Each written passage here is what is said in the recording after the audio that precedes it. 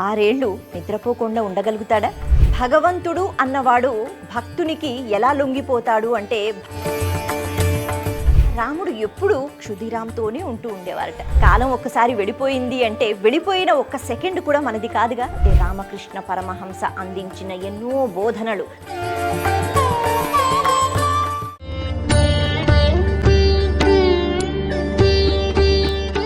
భక్తివన్ ప్రేక్షకులకు నమస్కారం. సాధారణమైన పనులు అని వింటూ ఉంటాం, అసాధారణమైన విషయాల గురించి కూడా వింటూ ఉంటాం. ఒక వ్యక్తి ఉపాసనలో ఉంటూ సాధన చేస్తూ ఏకంగా 6 ఏళ్లు నిద్రపోకుండా ఉండగలుగుతాడా? ఒక్కసారి మంత్ర జపం చేస్తే చాలు, ఆ మంత్రాన్ని పఠిస్తే చాలు, ఆ అధిష్టాన దేవత వెంటనే ప్రత్యక్షమయ్యేది. ఇలా కూడా జరుగుతుందా? ఇటువంటి అద్భుతాలు ఇంకా ఇవే కాదు, ఎన్నో. ప్రతిసారి అమ్మవారితో మాట్లాడుతూ ఉండటం, ఎన్నో విషయాల గురించి చర్చించుకోవటం, అలాగే ఎప్పుడూ సేవా కార్యక్రమాలలో నిరంతరము జీవితాన్ని గడపటం, ఇలాంటివి సాధ్యమవుతాయా అంటే ఖచ్చితంగా అవుతాయి అనే చెప్పాలి. మరి అలాంటి వాళ్ళు ఏ స్థానంలో ఉంటారు అంటే గురుస్థానంలో ఉంటారు. మనం మాట్లాడుకుంటున్నది శ్రీ రామకృష్ణ పరమహంస. వీరి గురించి ఎంత చెప్పుకున్నా తక్కువే. అయితే ఈరోజు రామకృష్ణ పరమహంస జయంతి సందర్భంగా ఆ గురుస్థానంలో ఉంటూ మనందరికీ నిరంతరము ఒక మంచి మార్గాన్ని చూపించిన మహాభక్తుని గురించి, మహానుభావుడి గురించి ఎంత చెప్పుకున్నా తక్కువే అయినా కొన్ని విషయాలను మాత్రం ఖచ్చితంగా మనం తెలుసుకోవాలి. ఆ ప్రయత్నమే ఇప్పుడు చేద్దాం. సాధారణంగా భగవంతుడు అన్నవాడు భక్తునికి ఎలా లొంగిపోతాడు అంటే భక్తి మాత్రమే ప్రధానం అని మనం అనుకుంటాం. కానీ నిరంతరం సేవా కార్యక్రమాలలో ఉంటూ, పైగా ఆ సేవలు భగవంతుడు స్వయంగా చేయించుకుంటున్నాడు అనే నమ్మకంతో ధార్మికమైన జీవితాన్ని గడుపుతూ ప్రతి క్షణం భగవంతునితోనే ఉండగలగటం ఇది మామూలు విషయం కాదు. అలాంటి విషయాలన్నీ ఉంటూ ఉండేవి రామకృష్ణ పరమహంస జీవితంలో. అసలు ఆయన జననం ఇది ఒక అద్భుతం అనే చెప్పుకోవాలి. పూర్వం క్షుదిరాం అనే ఒక మహాభక్తుడు ఉంటూ ఉండేవారు. ఆయన రామభక్తుడు. ఆయనకి రాముడు ఎక్కడ కనిపిస్తూ ఉండేవాడు అంటే ఎక్కడ పడితే అక్కడే కనిపిస్తూ ఉండేవాడు. నిరంతరం రామనామాన్నే జపిస్తూ ఉంటూ ఉండేవారు. అప్పట్లో ప్రయాణాలు అంటే అడవి మార్గం మీదుగా వెళ్తూ ఉండాలిగా. ఒకరోజు ఆయన ప్రయాణం చేయడానికి బయటికి వెళ్ళినప్పుడు ఆయన అడవిలోకి వెళ్ళి అక్కడ విశ్రాంతి తీసుకోవడం కోసం కాస్తసేపు అలా నిద్రలోకి వెళ్ళారట. అప్పుడు ఆయనకి ఒక కల వచ్చింది.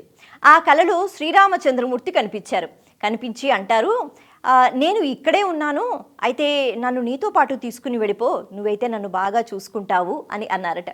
దానికి ఈ వ్యక్తి అంటే క్షుదిరాం ఆయన అంటారట, స్వామి నేను నిన్ను ఎలా చూసుకోగలుగుతాను, అంత శక్తి నాకుంటుందా?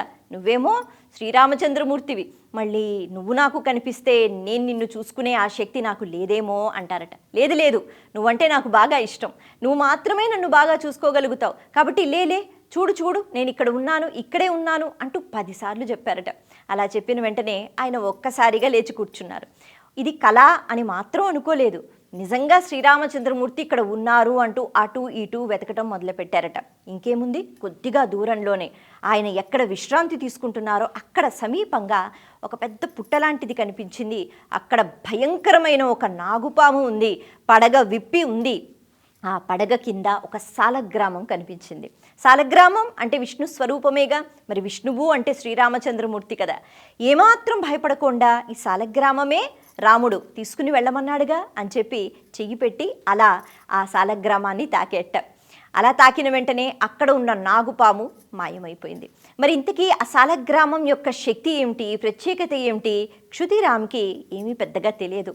అందుకే ఆయన ఆ శిలను పట్టుకుని తన ఊరు వచ్చిన తర్వాత అక్కడ కొంతమంది పండితుల్ని, మహాభక్తుల్ని అడిగారట.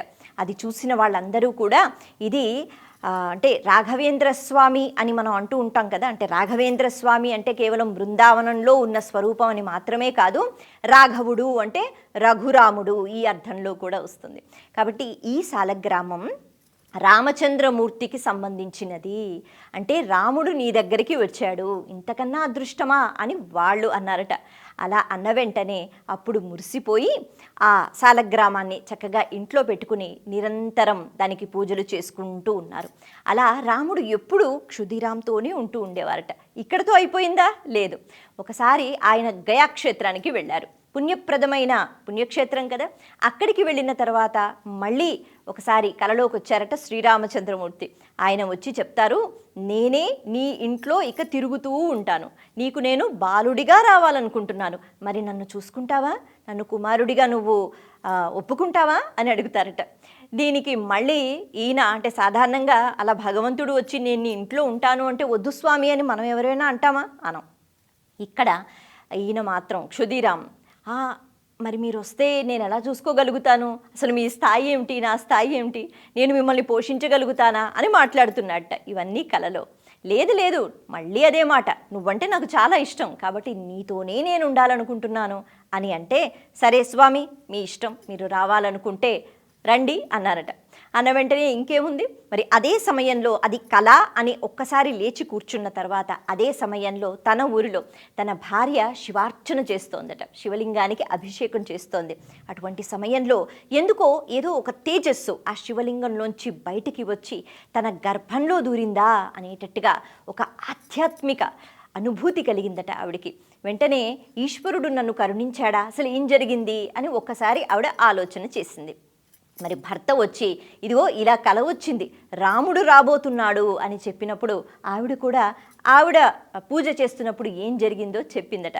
అయితే ఇక్కడ మనం ఒక విషయాన్ని గ్రహించాలి, ఈశ్వరుడన్నా రాముడన్నా అందరూ ఒకటే, ఈ అన్ని రూపాలు పరబ్రహ్మ స్వరూపానికి సంబంధించినవే అని ఇక్కడ ఈ కథలో మనకి ఒక విషయం, అద్భుతమైన విషయం తెలుస్తుంది. అలా కొంతకాలానికి వాళ్ళకి ఒక బాబు జన్మించాడు. అప్పుడు వాళ్ళు అనుకున్నారట, ఆ పిల్లాడిని చూసి రాముడు అలాగే ఈశ్వరుడు ఈ ఇద్దరి యొక్క కలయిక అయిన స్వరూపమే ఈ రూపం అని అనుకున్నారు. మరి అప్పట్లో పుట్టిన వెంటనే నక్షత్రం ఏమిటి, లేకపోతే రాశి ఏంటి, జాతకం ఏంటి చూపిస్తూ ఉండేవారుగా. అలా చూపించినప్పుడు ఆ జ్యోతిష్కులందరూ కూడా చూసి, అసలు ఈ జాతకం దీని గురించి ఏం మాట్లాడాలి, ఏమీ మాట్లాడుకోవాల్సిన అవసరం లేదు, ఎన్ని యుగాలు వెళ్ళిపోయినా కూడా ఈ పిల్లాడి యొక్క కీర్తి అమాత్రంగా అని మేము చెప్పలేము, అది అలా ప్రకాశిస్తూనే ఉంటుందని చెప్పారట. వాళ్ళు కూడా మురిసిపోయారు. మరి ఆ పిల్లాడే రామకృష్ణ పరమహంస. కాబట్టి తండ్రి చేసుకున్న పుణ్యము, తండ్రి చూపించిన భక్తి, ఇది రాముడిగా, కృష్ణుడిగా, లేకపోతే ఈశ్వరుడిగా, రామకృష్ణ పరమహంస స్వరూపంగా మనకి కనిపించింది. అయితే అప్పట్లో బ్రాహ్మిణి అని ఒక స్త్రీమూర్తి, ఆవిడ ఈయన వెతుక్కుంటూ వచ్చిందట. ఆవిడికి ఎన్నో శక్తులు ఉన్నాయి. ఇంకా చెప్పాలి అంటే ఆవిడే పరబ్రహ్మ స్వరూపిణి అంటారు, దశ మహావిద్యలు అంటారు కదా. అలా అమ్మవారికి సంబంధించిన తంత్ర విద్య బోధన అన్నది ఆవిడ వచ్చి, అమ్మ చెప్పమంది కాబట్టి నేను మీకు చెప్తాను, నేర్పిస్తానని చెప్పి మొట్టమొదటి గురువు అంటే ఈ బ్రాహ్మిణి అనమాట. ఆవిడ చక్కగా అన్ని విషయాలు నేర్పించారట. అయితే ఇక్కడ తంత్ర విద్య అనేటప్పటికీ అదేదో కొద్దిగా అంటే క్షుద్ర పూజలు ఇవన్నీ మాత్రం కాదు, తంత్ర విద్యల్లో కూడా ఎన్నో రకాలు ఉంటాయి. అలా దశమహావిద్యలు అనేటట్టుగా ఎన్నో అమ్మవారి యొక్క రూపాల గురించి వింటూ, అలా కాళీ స్వరూపం గురించి కూడా తెలుసుకుని, ఆ కాళీ స్వరూపము దాన్ని బాగా మనసులో పెట్టుకుని, అంటే ఇక్కడ కాళీ అనేటప్పటికీ కాలానికి ప్రతీక అని అంటారు కదా. అమ్మవారి ఆ భయంకరమైన రూపం ఏదైతే ఉంటుందో ఇది రామకృష్ణ పరమహంసకి చాలా నచ్చిందట. ఎందుకు అంటే అమ్మవారు నాలిక బయట పెట్టి ఉంటుంది కదా, ఆ తత్వాన్ని ఆయన గ్రహించారు. కాలము అన్నది అన్నిటినీ కూడా భక్షిస్తూ ఉంటుంది. కాలం ఒక్కసారి వెళ్ళిపోయింది అంటే వెళ్ళిపోయిన ఒక్క సెకండ్ కూడా మనది కాదుగా, ఒక్క నిమిషం కూడా.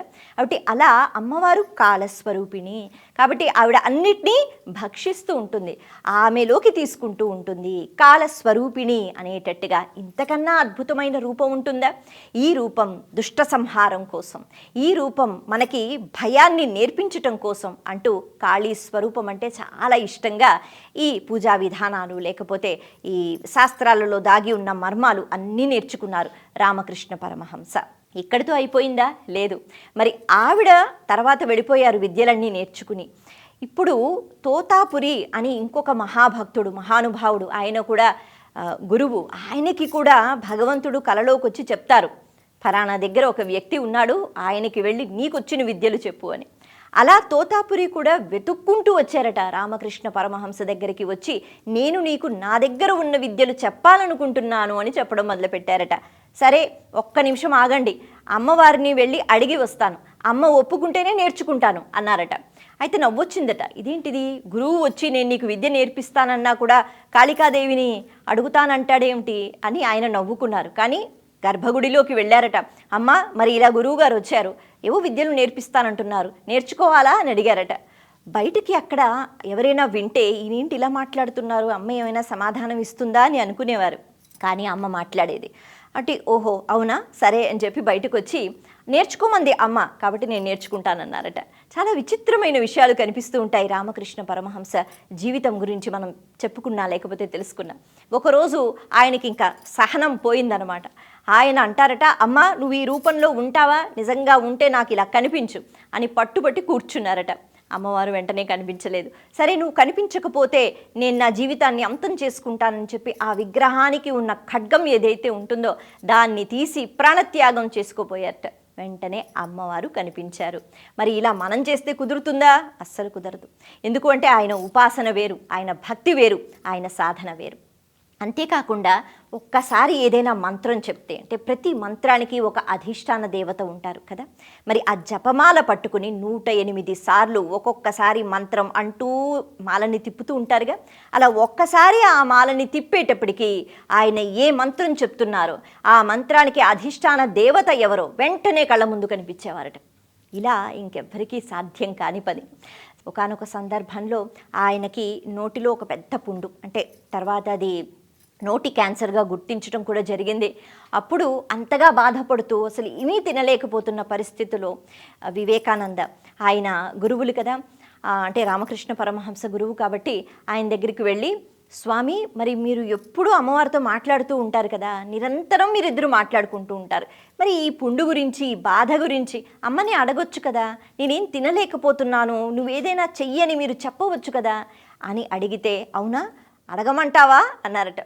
అసలు మీ బాధ మేము చూడలేకపోతున్నాం కాబట్టి వెళ్ళి అడగండి అంటే, సరే నీకోసం నేను అడుగుతానని ఆయన గర్భగుడిలోకి వెళ్ళి కాస్తసేపు నుంచుని మళ్ళీ బయటకు వచ్చారట.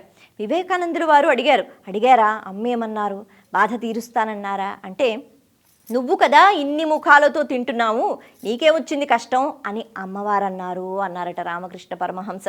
అంటే ఈ ఒక్క నోరు, ఈ నోటిలో ఏదో పుండైతే లేకపోతే ఏదో అనారోగ్యం అయితే సరిపోతుందా, ఎన్నో నోర్లతో నేను తింటున్నాను కదా అని అమ్మ అన్నారు. అంటే దీన్ని బట్టి మనకేమర్థమవుతుంది, నేను అంటే కేవలం ఈ శరీరం కాదు, సకల జీవులలో నేను ఉన్నాను. ఎందుకు అంటే ఆ నేనులో పరమాత్మ ఉన్నాడుగా. మరి ఇక్కడ ఉన్న పరమాత్మ, సకల జీవుల్లో ఉన్న పరమాత్మ ఒక్కటే కాబట్టి ఇక్కడ ఉన్నది అక్కడ ఉన్నది అంతా నేనే అనే భావన. చాలా సాధారణమైన జీవితాన్ని గడుపుతూ అమ్మవారిని నిరంతరము స్మరించుకుంటూ చివరికి చక్కగా మోక్షాన్ని, ముక్తిని పొంది ఆ అమ్మవారిలో ఐక్యమైపోయారు. అటువంటి మహానుభావులు కేవలం తాను భక్తి చూపించి వెళ్ళిపోవడం అని కాకుండా ఎన్నో చక్కని అంటే కథల ద్వారా లేకపోతే ఆయన సంభాషణ ద్వారా ఎన్నో చక్కని విద్యకు సంబంధించిన రహస్యాలు, అలాగే జీవిత పరమార్థానికి సంబంధించిన రహస్యాలు మనకి అందించి వెళ్ళారు.